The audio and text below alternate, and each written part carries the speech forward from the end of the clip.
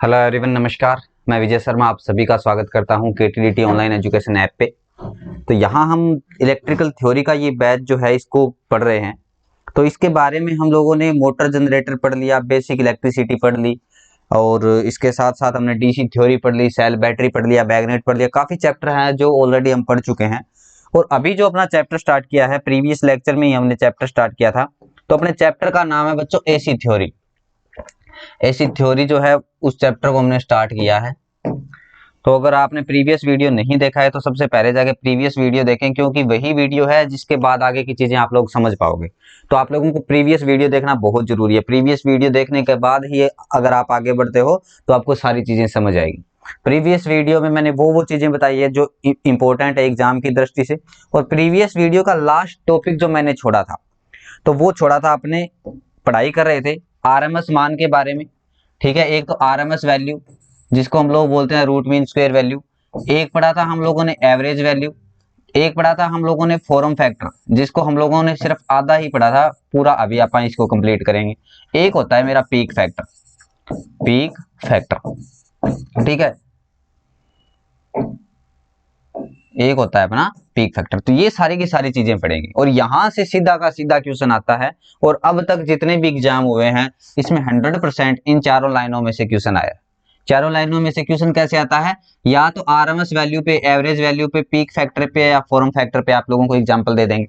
दूसरी चीज और क्या दे सकते हैं, अगर इस पे मान लो कि आप लोगों को एग्जांपल नहीं मिलता तो क्या चीज मिल सकती है? तो डायरेक्टली इनकी वैल्यू मिल सकती है कि भैया फॉर्म फैक्टर की वैल्यू क्या होती है, पीक फैक्टर की वैल्यू क्या होती है, एवरेज वैल्यू क्या होती है, आरएमएस वैल्यू क्या होती है।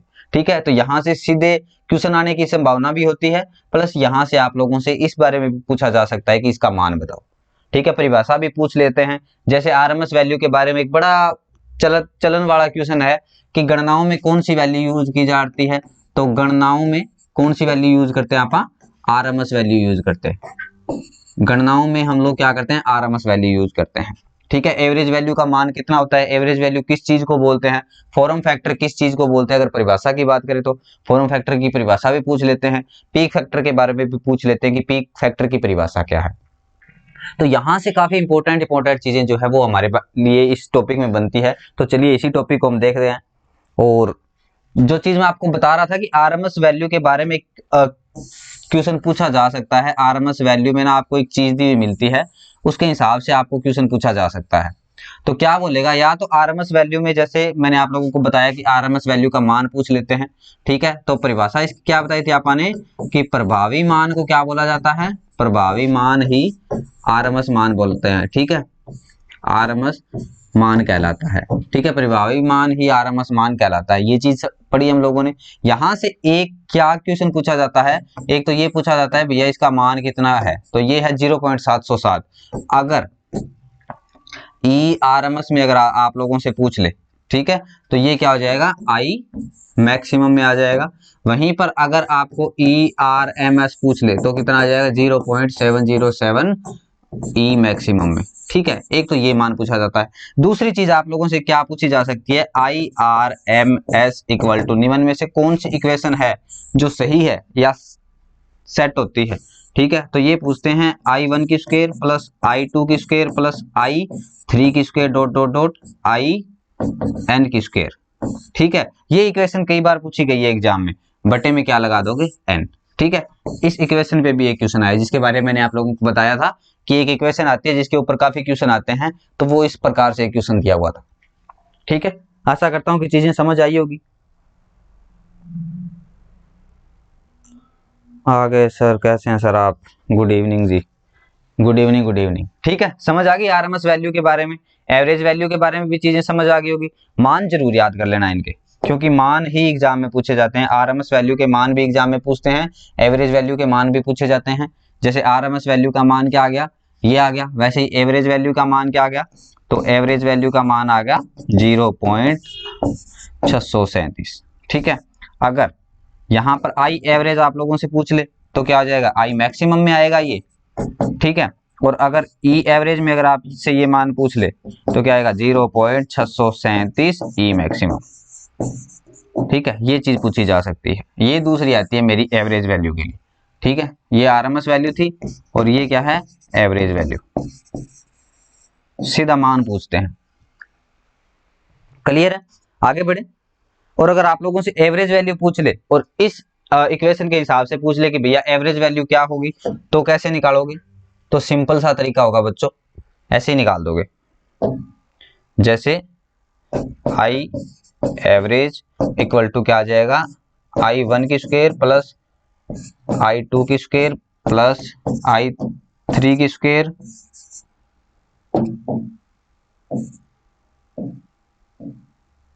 Plus I dot dot dot जाके वैसे ही चलना है IN की स्क्वायर बटे क्या आ जाएगा N। तो ये आई एवरेज का इस तरीके से भी हम आई एवरेज निकाल सकते हैं। ठीक है, ये रूट मीन स्क्वायर है, मतलब इसके ऊपर क्या आएगा, मेरा रूट आएगा। और ये रूट मीन स्क्वायर वैल्यू नहीं है, एवरेज वैल्यू है, तो सीधी इसकी क्या आ जाएगी, एवरेज आ जाएगी। ठीक है, और ये n क्या लिखा है, n जितने भी ये ऊपर वाले लगे ना, जैसे मान लो यहाँ पर i के अलग अलग मान दे रखे हैं। ठीक है, 1 2 3 4 जितने भी मान तुम लोगों को दिए हैं सारों की वैल्यू आ जाएगी बटे में जितने नंबर ऑफ i लगे हुए हैं मेरे। क्लियर? चलिए नेक्स्ट बात करते हैं, आरएमएस के बाद आते हैं आप पीक फैक्टर पे। ठीक है, तो हेडिंग लगाओगे आगे की अपनी, पीक फैक्टर। अब पीक फैक्टर क्या होता है, जो सर एक स्क्रीन पे ऐड हाँ वह है उसमें हटवा दो सर, स्क्रीन पे ऐड आता है, ऐड तो आएगा आएगा फिर वो एप्लीकेशन का ऐड बच्चों वो तो आएगा ही आएगा। बाकी जो इंपॉर्टेंट कंटेंट है वो तो ऊपर लिखवा रहे हैं तुम्हें। ऐड के नीचे मैं लिखवाऊंगा ही नहीं, ऐड तो पूरा पूरा नीचे नीचे चलेगा बस। ठीक है, वो तो कोर्स वगैरह की जानकारी देने के बारे में बच्चों, जो बच्चे नए जुड़ते हैं तो उनको भी कोर्स वगैरह के बारे में जानकारी मिल जाए ना, फिर वो बार बार हमसे पूछते हैं, तो क्यों ना उनको एक साथ ही जानकारी दे दी जाए। ठीक है, नीचे नहीं लिखवाऊंगा, टेंशन ना लो आप। चलो आगे बढ़े। तो पीक फैक्टर क्या होता है, शिखर मान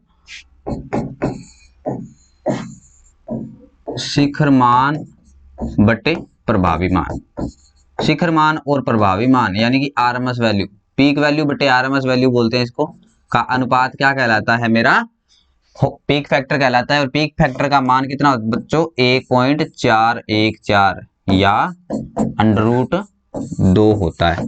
ठीक है, इसका मान कितना होता है, 1.414 या √2 होता है। ठीक है, कैसे लिख सकते हो, तो ऐसे लिख सकते हो इसको, आई मैक्सिमम बटे आई आरएमएस। ठीक है, ऐसे लिख सकते हो आप लोग।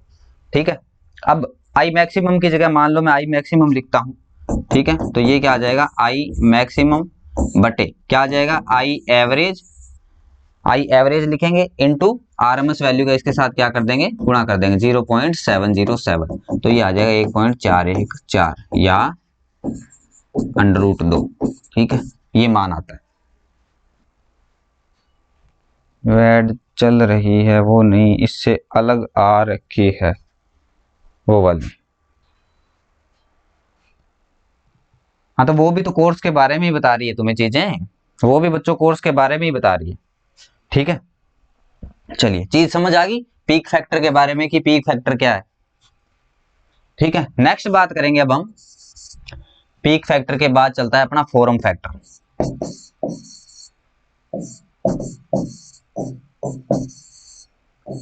फॉरम फैक्टर क्या होता है, आरएमएस मान यानी कि प्रभावी मान का अनुपात, प्रभावी मान बट्टे औसत मान का अनुपात क्या कहलाता है, फॉरम फैक्टर कहलाता है। प्रभावी मान का मान कितना है, IRMS बट्टे आई एवरेज यानी 0.707 बट्टे 0.637। अगर इसको आप काटा छांटी करोगे तो 1.11 आएगा। ठीक है, ये सिर्फ वैल्यू ही ज्यादा पूछी जाती है, सारे जितने भी मान हम लोगों ने पढ़े हैं चारों के चारों बच्चों, तो चारों के चारों की वैल्यू ही पूछी जाती है और वैल्यू ही तुम लोगों को याद करनी है। कैसे निकालना है, क्या कुछ निकालना है, इस टाइप के अगर अपने कोई न्यूमेरिकल वगैरह मिलते हैं हमें तो हम जरूर पढ़ेंगे। ठीक है, चलें आगे बढ़े। हाँ जी, नेक्स्ट बात करते हैं फेज वगैरह के बारे में। फेज क्या होता है, इस चीज को नोट करो जल्दी से।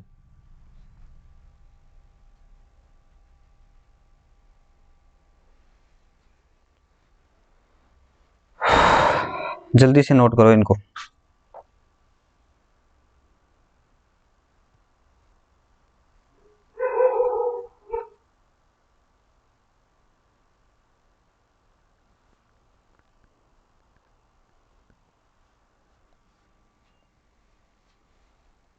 चलिए नेक्स्ट बात करेंगे अभी हम फेज के बारे में। फेज क्या होता है,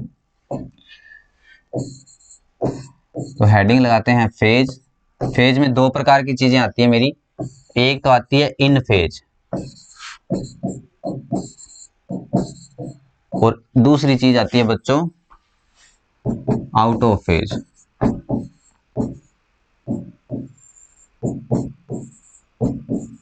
ठीक है, एक चीज क्या आती है मेरी इन फेज आती है, दूसरी क्या आती है आउट ऑफ फेज आती है। इन फेज राशियां क्या होती है, वे भौतिक राशियां जो साथ साथ बढ़ती है, साथ साथ घटती है और साथ साथ अपने शिखर मान पे पहुंचती है, वो राशियां क्या कहलाती है मेरी इन फेज राशियां कहलाती है। और आउट ऑफ फेज राशियां क्या कहलाएंगी, वे राशियां जो निकलेंगी मान लो एक टाइम पे, बस थोड़ा बहुत डिफरेंस होगा उनमें, निकलेगी थोड़ा बहुत डिफरेंस पे और अपने शिखर मान पे भी क्या पहुंचेगी, थोड़ा बहुत डिफरेंस पे ही पहुंचेगी, उनको क्या बोलते हैं आउट ऑफ फेज राशियां। चलो इसकी परिभाषा लिखते हैं।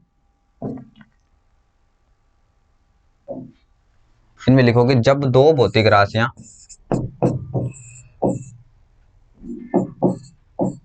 प्रत्यावर्ती राशियां लिखो, यहां पर भौतिक ना लिखे प्रत्यावर्ती राशियां लिखो। जब दो प्रत्यावर्ती राशियां साथ साथ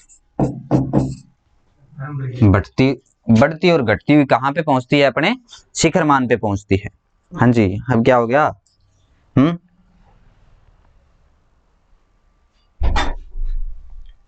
जब दो प्रत्यावर्ती राशियां साथ साथ बढ़ती और घटती हुई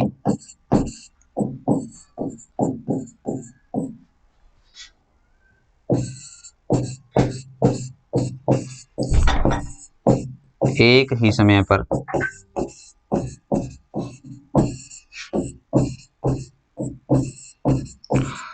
अपने शिखर मान पर पहुंचती है,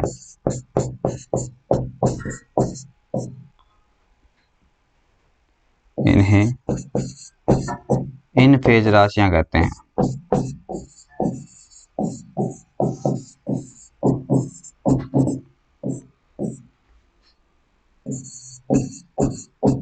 इनको क्या बोलेंगे, इन फेज राशियां बोलेंगे। कैसे चलेंगी, तो बच्चों एक साथ ही बढ़ेगी, एक साथ ही क्या करेगी, ये घटेगी। जैसे मान लो दो राशियां बना ली मैंने, ये वोल्टेज लाइन ले रहा हूं मैं, ठीक है, और यहीं से मान लो मेरी करंट लाइन चली है, लेकिन अपने शिखर बिंदु पे जैसे मान लो ये पॉइंट है, तो यहां पर क्या करिए एक साथ पहुंच रही है।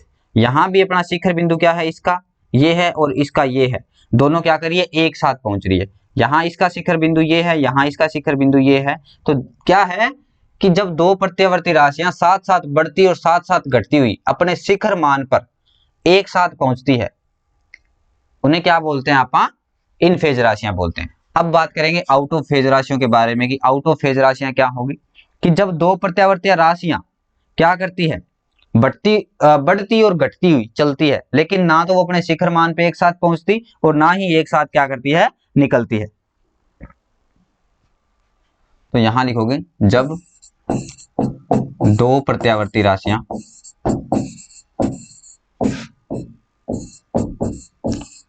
साथ साथ बढ़ती और घटती हुई, बढ़ती और घटती हुई अपने शिखर मान पर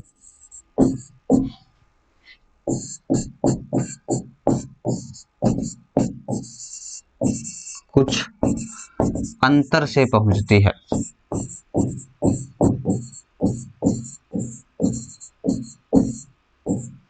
कुछ अंतर से पहुंचती है, आउट ऑफ फेज राशियां कहलाती है।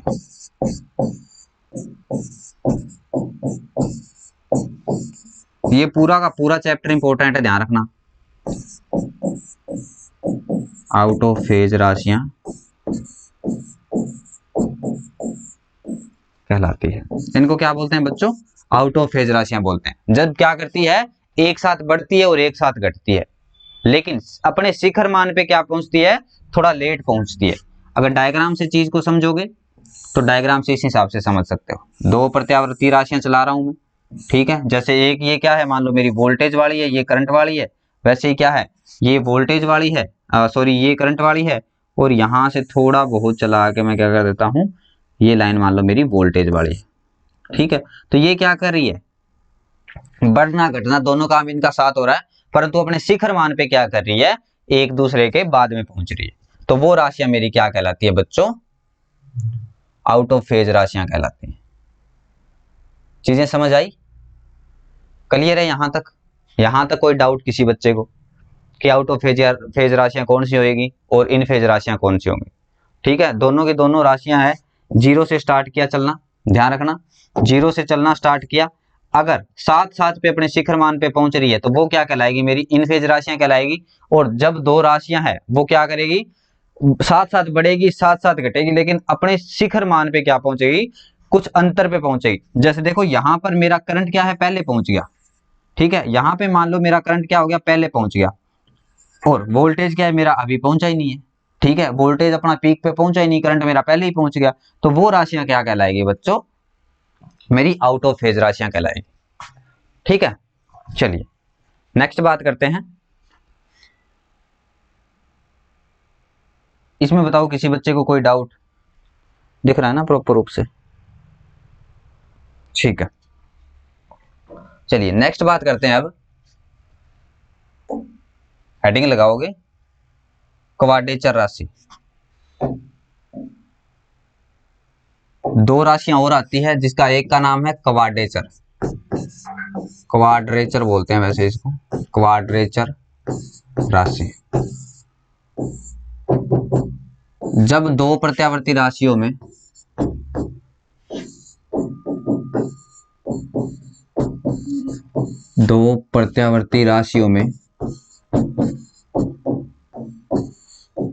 फेज कोण कितना हो, 90 डिग्री का हो, 90 डिग्री का हो, क्वाड्रेचर राशियां कहलाती है, या क्वाड्रेचर, उसको क्या बोलते हैं, क्वाड्रेचर राशियां कहते हैं। ये भी एग्जाम में कई बार क्वेश्चन पूछा गया है, क्वाड्रेचर राशियां कहते हैं, ठीक है। अंतर कैसे, 90 डिग्री का अंतर कैसे मानोगे? गुड इवनिंग सर जी, लेट हो गई, कोई बात नहीं बच्चे, हो जाता है। चलो, अगर मान लो दो राशियां हैं, साथ साथ चलाऊंगा, साथ साथ क्या करूंगा, इनको कम ज्यादा करता रहूंगा, तो ये मानो कि मेरी जो वोल्टेज लाइन है वो चल रही है, ठीक है। इसको मानता हूं मैं, मेरी वोल्टेज लाइन चल रही है। तो जैसे ही मेरा वोल्टेज क्या पहुंच गया, ये क्या है, इसकी पीक वैल्यू है। यहां पर भी इसकी क्या है, पीक वैल्यू है। आपको भी पता है पीक वैल्यू कहां पे होगी, जहां पे 90 डिग्री का एंगल बनता है, इस जगह पे मेरी क्या है, इसकी पीक वैल्यू है। समझ आ गई चीजें? अब क्वाड्रेचर पढ़ रहे हैं, जब दो प्रत्यावर्ती राशियों में फेज कोण 90 डिग्री का हो, अगर मान लो वोल्टेज क्या पहुंच गई बच्चों, मेरी 90 डिग्री पे पहुंच गई, तब जाके मेरा करंट ने क्या किया है, चलना स्टार्ट किया है, ठीक है। इसको अलग लाइन दे देता हूं, जब हमारे पास अलग लाइन देने का तरीका है तो क्यों ना दिया जाए। ये लो, अगर क्या हो गया, अब करंट ने मेरा स्टार्ट किया चलना, ये लाइन किसकी है बच्चों, करंट की है। जब मेरी वोल्टेज 90 डिग्री पे पहुंच गई, यहां पे वोल्टेज की वैल्यू क्या आ गई, 90 डिग्री आ गई। जब मेरी वोल्टेज 90 डिग्री पे पहुंच गई, तब मेरे करंट ने क्या किया है, चलना स्टार्ट किया है, ठीक है। तो इन दोनों प्रत्यावर्ती राशियों में डिफरेंस कितना आता है बच्चों, 90 डिग्री का। जब दो प्रत्यावर्ती राशियों में फेज कोण 90 डिग्री का होता है तो वो क्या कहलाती है, क्वाड्रेचर राशियां कहलाती है। अब इसके बाद एक राशि और आती है जिसका नाम होता है अपना एंटीफेज, ठीक है। तो इसके बारे में लिखेंगे अभी। तो नेक्स्ट हेडिंग लगाओगे एंटीफेज राशियां।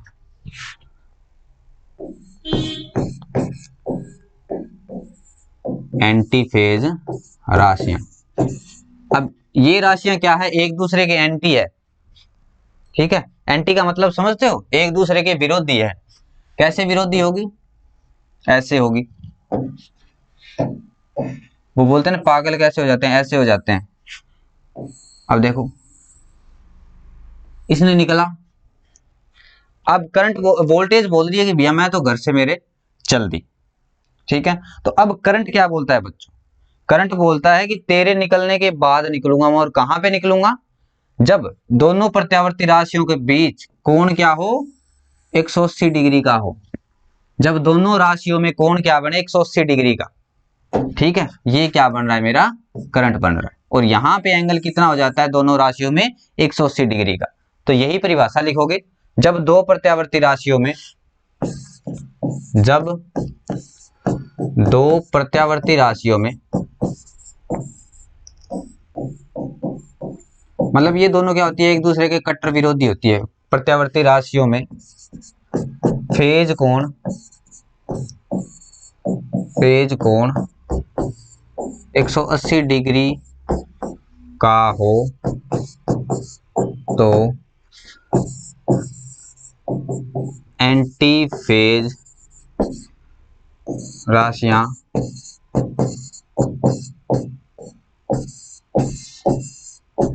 कहलाती है। यानी जब मेरी एक राशि क्या पहुंच जाएगी, 180 डिग्री पे पहुंच जाएगी, यहां पे क्या बनता है, 90 डिग्री का एंगल बनता है। तो क्वाड्रेचर राशियों में क्या हो रहा था बच्चों, जब 90 डिग्री पे पहुंच रही थी तब मेरा करंट चलना स्टार्ट करा था। यहाँ पे वोल्टेज मेरा क्या कर जाएगी, हाफ सर्कल कंप्लीट कर जाएगी, देन उसके बाद मेरा क्या है, करंट चलना स्टार्ट करेगा, ठीक है। तो ये राशियां क्या आ गई अपनी, एंटी फेज राशियां आ गई, ठीक है, ध्यान रखना। यहां से सीधा क्वेश्चन निकलता है कि कौन सी राशियां होती है जो एंटी फेज होती है, कौन सी राशियां होती है जो क्वाड्रेचर राशियां होती हैं।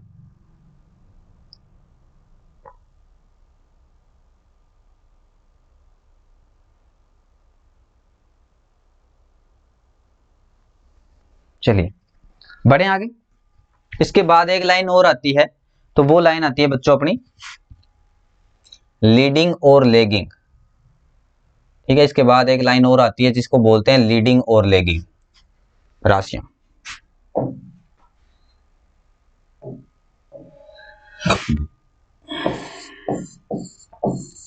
लीडिंग और लेगिंग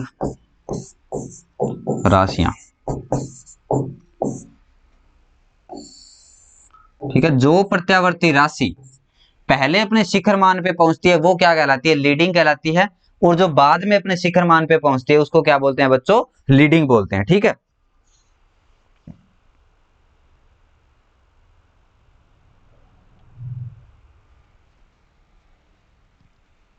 तो हो जाओ फिर लिखना स्टार्ट। जो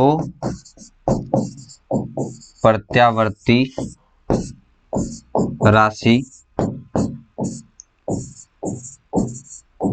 पहले अपने शिखर मान पर पहुंचती है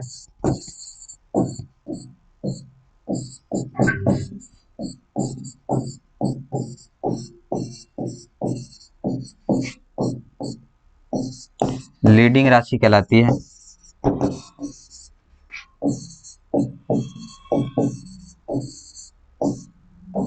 तथा जो बाद में पहुंचती है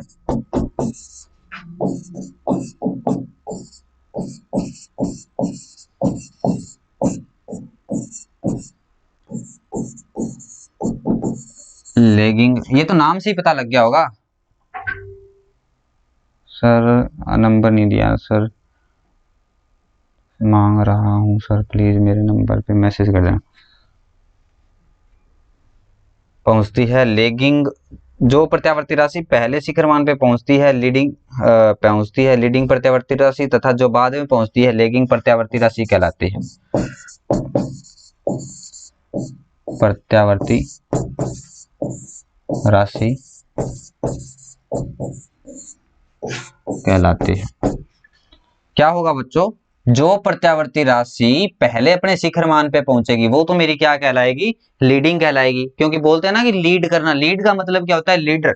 और जो आगे चलता है उसको क्या बोलते हैं अपन, लीडर बोलते हैं, ठीक है। और लेगिंग करना, लैग करके कोई चीज, ठीक है। तो उसको क्या बोलते हैं, पीछे रह जाना। तो जो प्रत्यावर्ती राशि, जैसे मान लो करंट हो या वोल्टेज हो, दोनों में से कोई भी हो, जो आगे जाएगी, ठीक है, उसको क्या बोलते हैं आपा, लीडिंग बोलेंगे, और जो पीछे रह जाएगी उसको क्या बोलेंगे बच्चों, लेगिंग बोलेंगे। क्लियर है? यहां तक किसी बच्चे को कोई डाउट? संदीप, ठीक है दोस्त, करते हैं तुझे मैसेज।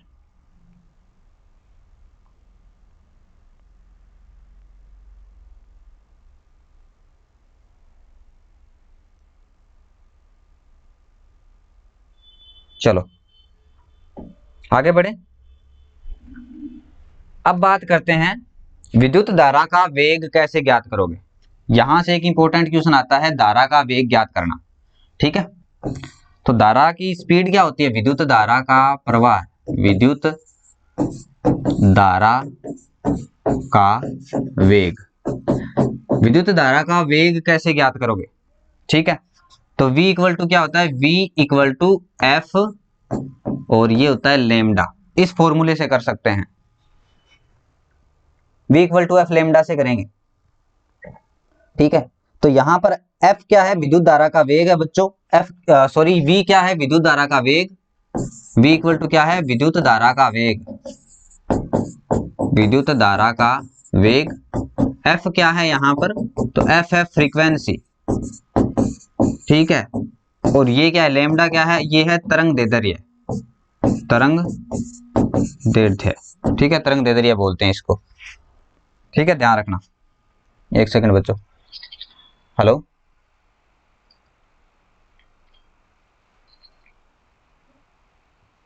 हेलो,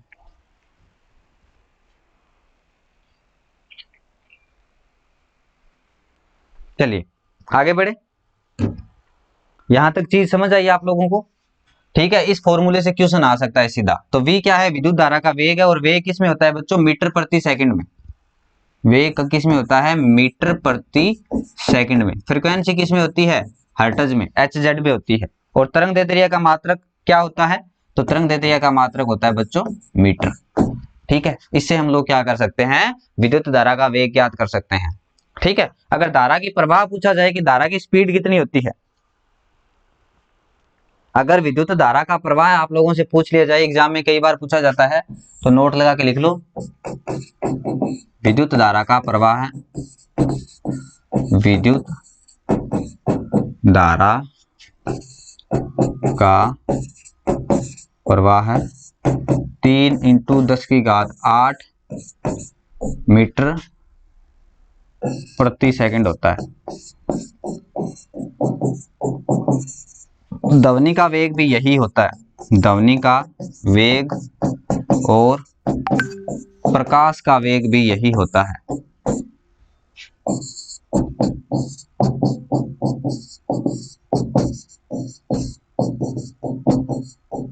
अब अच्छे से पता नहीं इतने सिंपल क्वेश्चन पूछेगी या नहीं पूछेगी, लेकिन अगर पूछती है तो ये एक इंपॉर्टेंट क्वेश्चन बनता है, क्योंकि वैसे तो एग्जाम की दृष्टि से ये इंपॉर्टेंट क्वेश्चन है कि धारा की स्पीड क्या होती है। तो धारा की स्पीड होती है 3 × 10⁸ मीटर प्रति सेकंड। ठीक है, 3 × 10⁸ मीटर पर सेकंड, ये लिख सकते हो आप लोग, 3 × 10⁸ मीटर पर सेकंड। ठीक है, ये चीज होती है। अगर यहां से क्वेश्चन पूछ लिया जाता है तो दी बेस्ट है, क्योंकि यहां से क्वेश्चन बनने की एक संभावना होती है। ठीक है, तरंग दैर्ध्य को इंग्लिश में क्या बोलते हैं, इसको बोलते हैं वेवलेंथ। ठीक है, अगर तरंग दैर्ध्य को पूछ ले कि इंग्लिश को इंग्लिश में क्या बोलते हैं, तो वेवलेंथ बोलते हैं, क्योंकि कुछ बच्चे अंग्रेजी में भी बोलते हैं।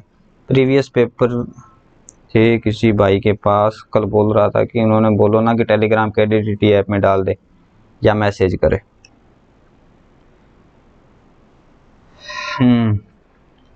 चलो कल बताता हूँ, या तो मैं आपको कल ना कोई ऐसा नंबर ही प्रोवाइड करवाऊंगा जिसपे आप लोग अपने डाउट्स वगैरह सेंड कर पाओ। ठीक है, अगर किसी भाई के पास, जैसे कोई बच्चा बता रहा है कि जी हमारे पास प्रीवियस ईयर के पेपर वगैरह पड़े हैं, ऐसा कुछ है, तो वो उस नंबर पे सेंड कर दे। ठीक है, तो कल ऐसा कोई नंबर भी प्रोवाइड करवाने की कोशिश करूंगा, बात करता हूँ, अगर ऐसा कुछ नंबर है तो देंगे आपको।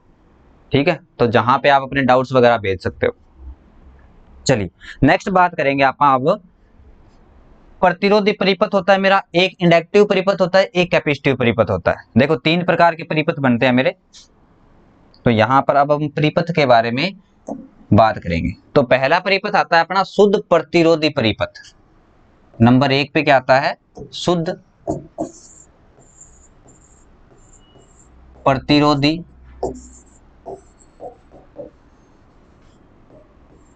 परिपथ। 3 प्रकार के परिपथ होते हैं बच्चों। एक परिपथ क्या होता है? परिपथ वैसे 3 प्रकार के होते हैं, कौन कौन से? एक तो होता है प्रतिरोधी परिपथ, प्रतिरोधी।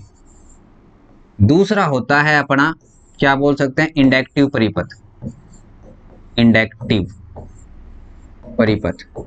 और तीसरा परिपथ होता है अपना कैपेसिटिव परिपथ। नाम याद रख लेना, और यहां से क्वेश्चन बनेंगे, इसलिए बता रहा हूं कैपेसिटिव परिपथ। यहां से क्वेश्चन बनने की बहुत ज्यादा संभावना है, तो याद रख लेना इन सारी चीजों को।